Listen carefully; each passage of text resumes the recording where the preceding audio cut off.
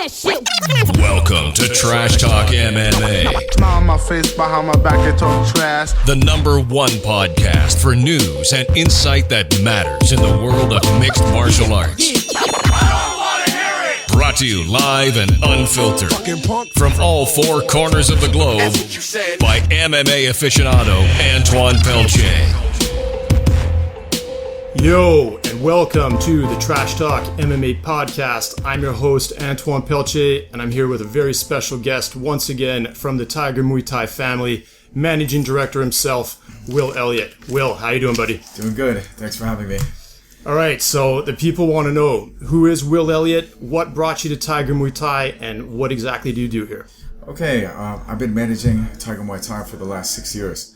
I came here originally in 2009, and I came here originally as a guest in 2006. So I think that I have a very unique perspective. I've seen the camp through the eyes of a guest training here. And then eventually I ended up managing the place. So I think that positions me pretty well to be able to know what the people want. So walk us through that. How did you come to Tiger Muay Thai? In what year and what marketing brought you here? Because I'm sure you can speak to how that has evolved massively over the past several years. All right. Well, I've been a fan of the UFC since UFC 1. So I wasn't allowed to get the UFC on pay-per-view because my parents thought it was too violent. So I read about it in Black Belt magazine. Okay. Right. So I've been following Royce Gracie in the UFC since UFC 1. As have I. Right. And as the UFC progressed, they were talking more and more about, or as mixed martial arts progressed, they were talking more and more about Muay Thai. And I wanted to find out what it was. You know, what is Muay Thai? Needless to say, I looked up Muay Thai online and I found out more about it. Then I found out about these camps in Thailand. And I couldn't believe that people were training, 4 to 6 hours a day. And then what would it be like to train like that? I would imagine that it would be amazing in terms of endorphins and feelings, right? Because, do you have an athletic background before that? I mean, were you athletic or involved in any sports? Not really. As a kid, I took Kung Fu. I really only played basketball. I was always active. But really what you saw was UFC fighters whooping ass in the early UFCs. You understood that they trained out in Thailand and you wanted a piece of the action. Right. My little brothers and I were always watching Van Damme. Anything fighting or karate related. Like Steven Seagal's, the ninja movies. We watched it all. We used to spar, practice moves, do all that stuff. Okay. So excellent. I was training mixed martial arts in a basement in Cape Cod, Massachusetts at a place called The Dungeon. Okay. Yeah, so we did BJJ and we did MMA. But there's no Muay Thai schools on Cape Cod. Okay, so you started looking into these schools. What did you find? How did you get out here? Okay, I found a bunch of camps, and I found Tiger Muay Thai on Google. What year was this? When I was looking, it was 2005. That's when I was looking. All right. So I first came here. Cool decade ago. Yeah. So I stepped foot in Thailand January of 2006. I chose Tiger. Well, I looked at all the camps I could find. Who else was there? Horizon Muay Thai. I looked at Fairtex. Fairtex was much more expensive than any other camp. Although I'm sure those prices back then must have differed from what they are now, too. Oh, absolutely. Right. There was Rawai Muay Thai. There was Horizon, which I believe it's in Samui. And there was Fairtex. And I chose Tiger because it seemed easiest to get to in terms of like getting from the airport to getting accommodation. So kudos to Big Mac for having an online presence, strong online presence. I think that was a great move. Who's Big Mac? William McNamara. Okay. Yes, he founded this camp 11 years ago. All right. Right. So you show up here in 2006. You train just like people like myself have done last year, this year. How did that experience evolve for you? Well, I came here 4 years in a row for a minimum of 2 months a year, maximum of 3.5 months. So 2006, 7, 8, and 9. So still just training? Did you have any sort of professional ambitions, or was this just to learn? Okay, definitely not a career fighter, but I thought that I should definitely try MMA as more of just like I wanted to try it, tick that box, life box, right? Have a cage fight, right? Okay. Yeah, so I had the first one in Phuket. The first one on record in Phuket, anyways. So you did a cage fight, not a ring fight. Okay, no, it was a ring fight, but I meant a mixed martial arts fight because I was always watching it, and then I was also training it. So I knew that I didn't really want to be a career fighter, but I should definitely try it, kind of like an extreme hobbyist. Okay. Right? Yep. So with all the training, I was like, okay, must experience it, right? So I had a MMA fight in 2006. How did that work out for you? Oh, it was pretty good. I won by reverse guillotine submission in the first round. Excellent. But it was very funny because the Thai people had no idea what was going on. I don't think they were too impressed because it finished by submission and then we hugged each other and no one was damaged. And I don't really think they understood what was going on. Yeah, like, why is this fight actually over? There was definitely some ground and pound involved, which I think they understood, but I think they didn't think it was honorable that we were fighting on the floor. Yeah, that definitely, I'm sure that conflicts with the common perception of Muay Thai striking. The next time I came back in 2007, I trained Muay Thai, switched focus, trained Muay Thai. Foolishly, I accepted a fight on 5 weeks' notice. In retrospect, that was probably not a good idea. I mean, it takes a long, long time to learn decent Muay Thai technique. The only thing I had going for me was cardio and heart, right? I got elbowed about 7 times. I got 10 stitches. I had a black eye for a month. I did win, but I won on cardio. Damn. Yeah, because I just, like most inexperienced foreigners, I charge forward punching. Yeah. Right? Very tense. Exactly. And the experienced, yet probably not too in shape Thai gentleman that I fought, he definitely knew Muay Thai and he probably definitely had a day job, we'll put it that way. Because you can't put foreigners with a couple months experience against real legitimate Muay Thai fighters. They'll just get killed, right? Yeah. So for sure this guy had a bunch of matches though because he knew how to clinch, he knew how to throw elbows and kicks and things like that. So I walked into an elbow like it was my job. Like I literally charged into an up elbow. I need to take this to show that I belong. No. I think I just telegraphed all my movements and just walked right into it. Just 5 weeks, that's not much, dude. In retrospect, that was very foolish, right? Because needless to say. So basically, you got an MMA fight under your belt, you got a Muay Thai fight under your belt. Yeah. Did you keep pursuing this competitive aspect of it, or did you try to get involved with what you're involved with now? Pretty much, I wanted to try it at least try it just to see what the experience was like, and it was good. Bucket list. Yeah, definitely. So ultimately, you did win that fight, the Muay Thai fight? Yeah, I won by a TKO because I took about 7 elbows to the face, but I probably gave like 4. Like it was definitely like an ugly fight. I would say the only thing I got messy brawl. The only thing I got to display was heart. Then after that fight, Crew Yod, who's still here, told me, he said, okay, no more fights. We have to work on your technique. He said, you have the heart of a lion, but your technique is horrendous.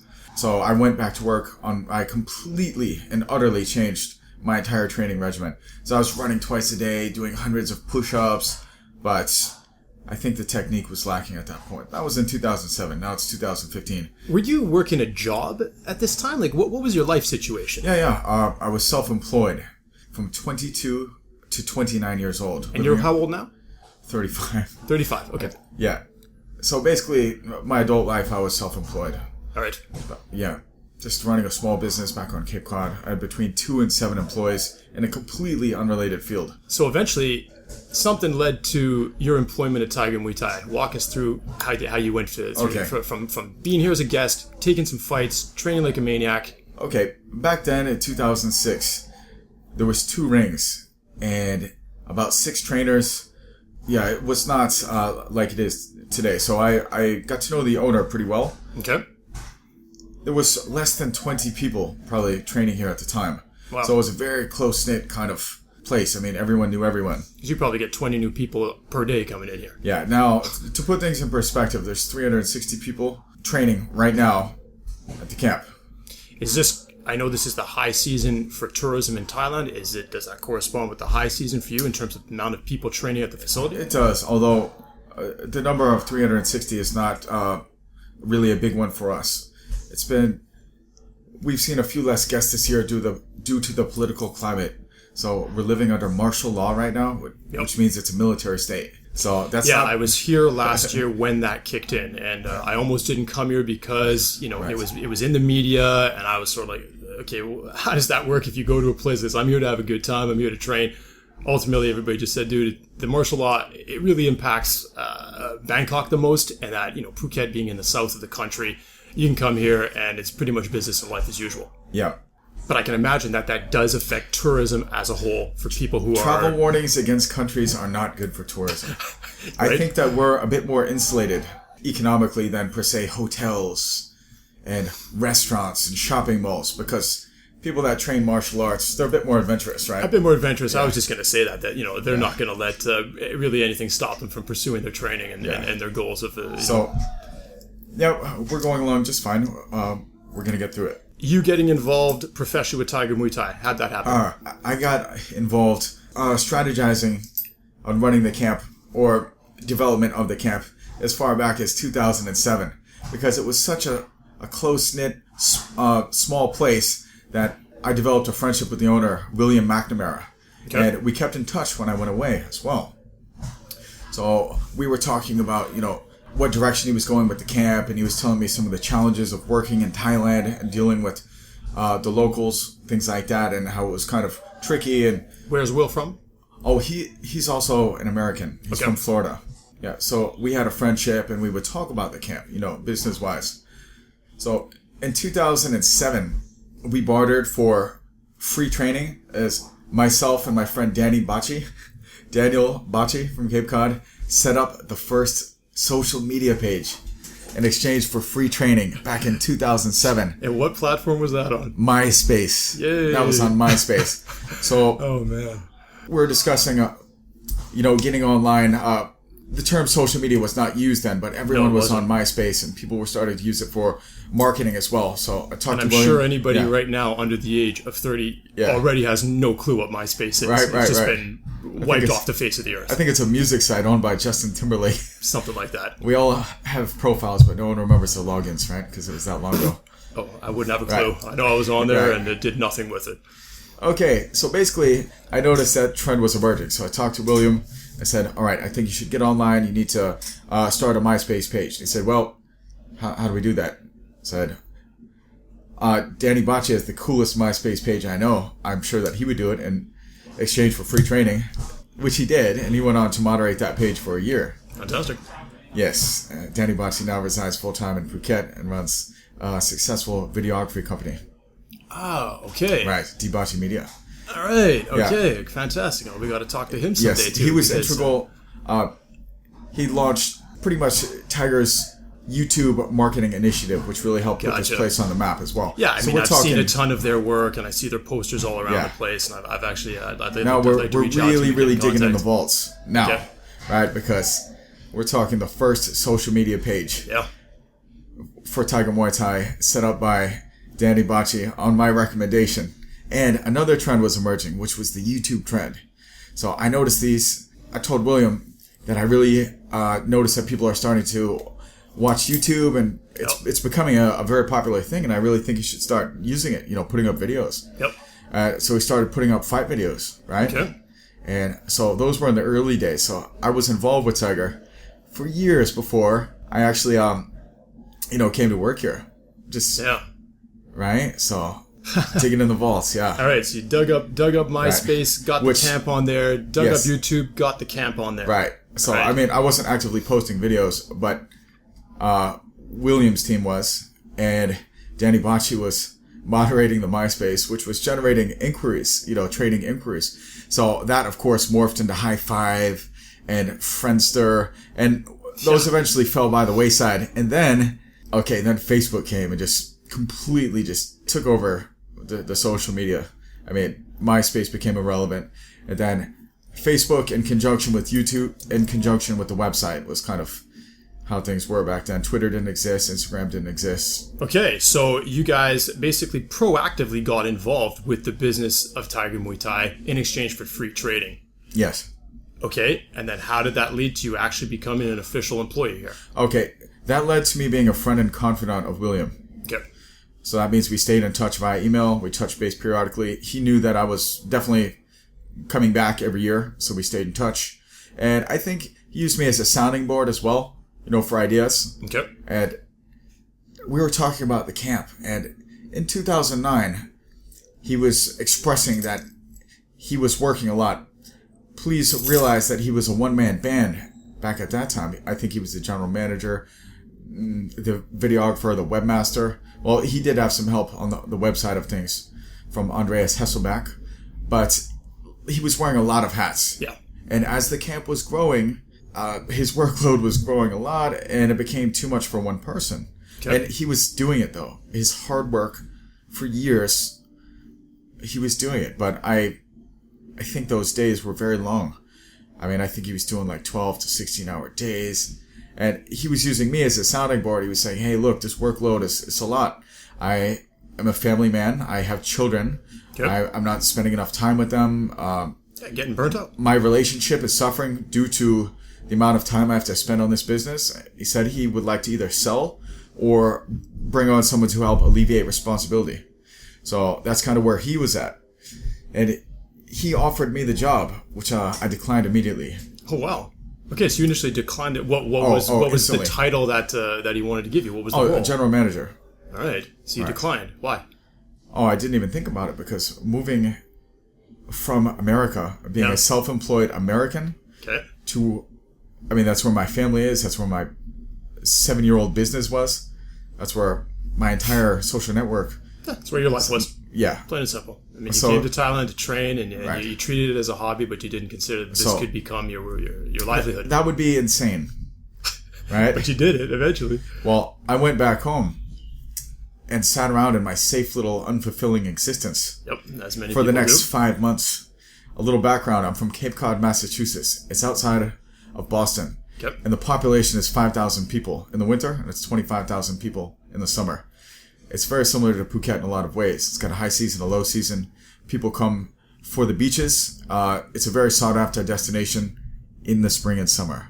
It's a ghost town retirement village in the winter. And I've lived in my share of small towns. I lived in Invermere, British Columbia, same thing, and I lived in a ski resort in the French Alps called Mergev. So I know what it's like to live in those kind of seasonal spots where they swell up perhaps in the winter and the summer, but otherwise dead as a graveyard. It's the greatest place to be. And in the summertime for that 3-month window. Right. And at that point, I was 29 years old. And at 29, people start pondering life directions. And I had what I would consider to be a successful, profitable business. I was the boss. And it was definitely unfulfilling, right? It was boring. And I thought that it's a wide world. There's got to be more to life than this. And I was totally unsatisfied. Right, I just knew, like it gnawed at my very soul, the fact that I was still in Cape Cod. Right, it didn't sit well with me. This is a wide world, and I felt like I had to blaze my trail in it somehow, and that would not happen on Cape Cod. Yeah, get out of your comfort zone and take some risks. I feel like I stayed there even too long, actually, and I said to hell with it, and I liquidated my business and all of my assets and moved my entire life to Thailand. I took a leap of faith in 2009, August 2000. And I knew a couple of things I knew for sure. I knew that if I stayed on Cape Cod, it would be safe. It would be unfulfilling. I thought I would regret it forever. I knew that if I went to Thailand, I could fail miserably. I knew that it would be very difficult initially.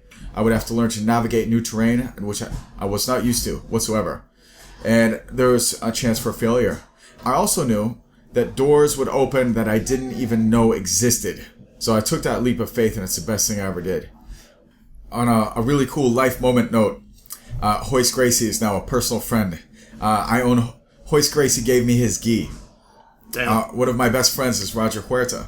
So, talking about Hoist Gracie. Now, this is a guy whose career I followed through Black Belt Magazine since UFC 1. Right?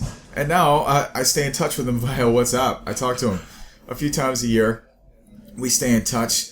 I've got to meet and mingle with a lot of the people that I used to idolize on television. Absolutely. Right? Yeah, so for me, what an incredible thing that is. I mean, I used to watch Roger Huerta as one of my favorite fighters for his me too, man. heart and tenacity. Me and my brothers loved him because he would come out and he would throw down in a serious fight manner. with Leonard Garcia, win, lose, or draw. It was going to be a barn burner, awesome, right? Awesome. Oh, I hang with him on a regular basis, right? It's fantastic. Yeah, and I've got to hang with so many of these guys. I've gotten to travel all over the world.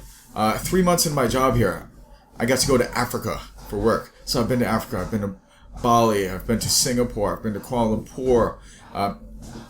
I've been all over, and I'm from Cape Cod, so this is a huge life adventure for me.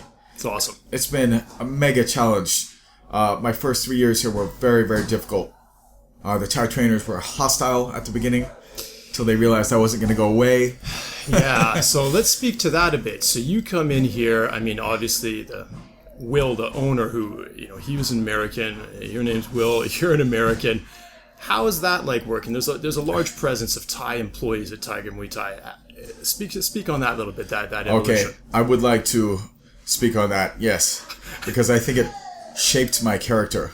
It was so difficult when I first got over here. The Thai trainers were downright hostile. And the reason is, there's 3 reasons, and it was a perfect storm of do not respect me. I'll tell you why.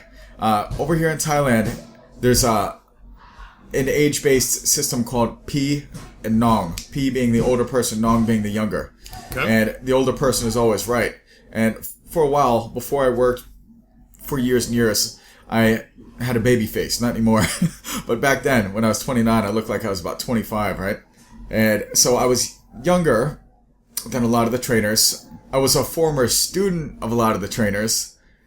I was Caucasian, did not receive any accolades in the Muay Thai world whatsoever. So a lot of them must have been saying, why is this guy bossing us I'm a around? Lumpini champion. Who the hell are you? Yeah. So I was younger. I was non-Thai. I was not a Muay Thai professional.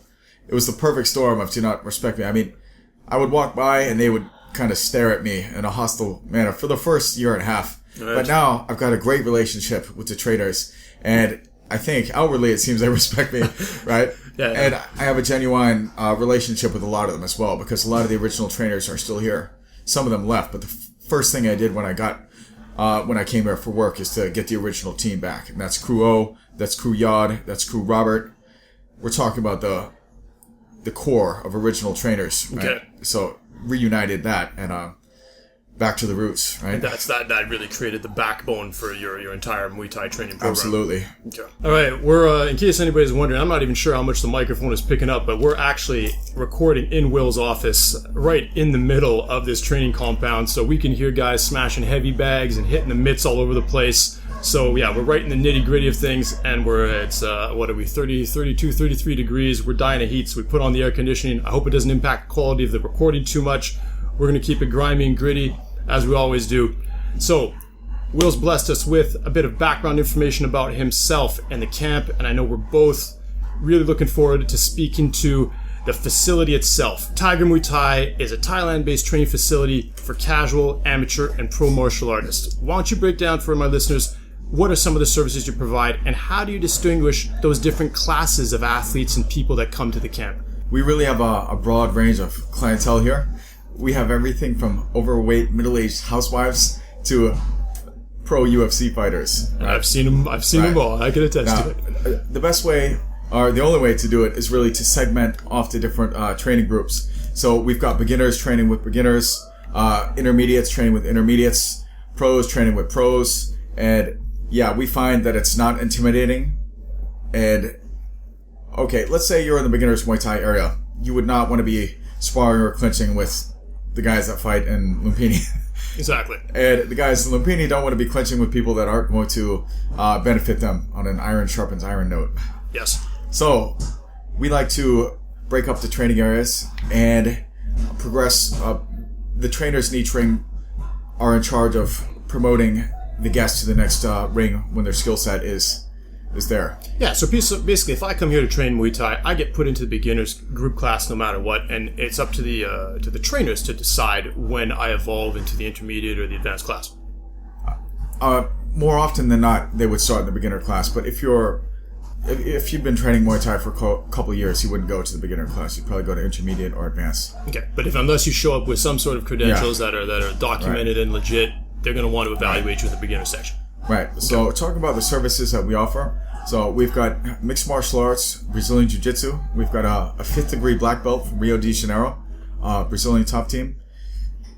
Affiliate, Fernando Macachero. Okay. So then we've got our mixed martial arts program, which is headed up by UFC standout and ONE FC contracted fighter, Roger Huerta. He's the only a mixed martial artist that's ever appeared on Sports Illustrated magazine. So he's a legend in the sport, right? Absolutely. Then we've got our Muay Thai program. We've got 40 trainers. Most of these guys have 200 fights, 300 fights. Many of them have Lumpini belts, world belts. It's commonplace at Tiger, right? Okay. And then we offer strength and conditioning. We have a huge outdoor and indoor fitness training area. So we're running 4 classes a day.